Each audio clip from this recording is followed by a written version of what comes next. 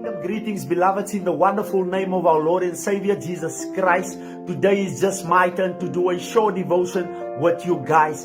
And the verse I'm using today, we will find in the book of Isaiah 60, verse 1, as the word of God say, "Arise, shine, for the light is come, and the glory of the Lord is risen upon thee." Stop playing small. Stop letting the world tell us who we are. God didn't create us to be shadows. He forged us in fire. Your age isn't a handicap. It's a weapon. You're not waiting on your moment. You are the moment. This generation is drowning of apathy.